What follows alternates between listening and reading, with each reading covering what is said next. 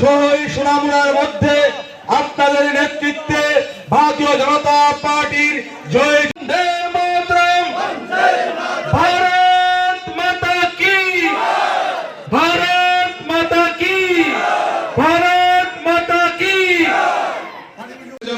বলে শেষ করা যাবে না, কাজেই আমি সংক্ষিপ্ত আকারে আপনাদের সামনে তুলে ধরলাম। বন্ধু করে জিজ্ঞেস করবেন এলাকার বিধায়ককে যে 25 বছর তো গরিবের সরকার স্লোগান দিয়েছো, গরিবদের জন্য কি করেছো জিজ্ঞেস করবেন, উত্তর দিতে।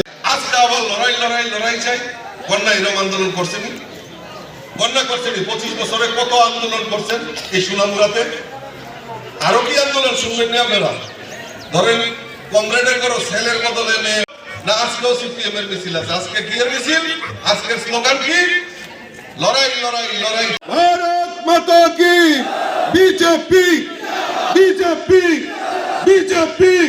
ভারত মাতা কি। সবাইকে নমস্কার।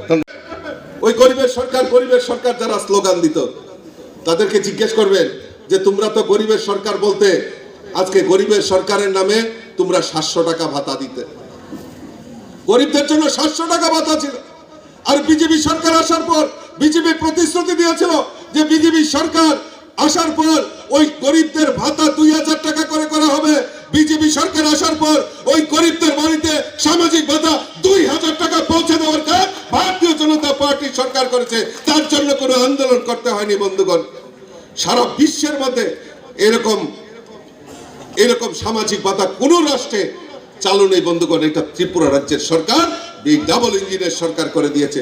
আর অপেক্ষা করুন, আরো নতুন করে 30,000 সামাজিক ভাতা দেওয়ার কাজ ভারতীয় জনতা পার্টির এই মাস থেকে স্যাংশন করে দিয়েছে।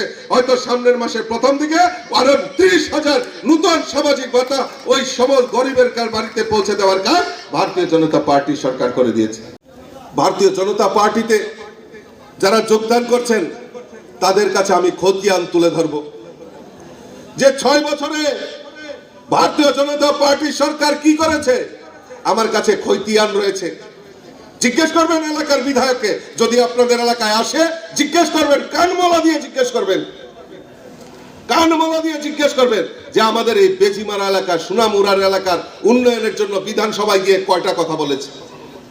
আর আমাদের দেবব্রত ভট্টাচার্য কিছুক্ষণ আগে কথা হচ্ছিল যে সোনামুড়া এলাকার জন্য ডেভেলপমেন্টের জন্য মাননীয় মুখ্যমন্ত্রীর কাছে উনি আর্জি রেখেছেন এবং ইতিমধ্যে আরো 2টি না 3টি রাস্তা আমাকে বলল তা স্যাংশন করার জন্য উদ্যোগ গ্রহণ করেছেন।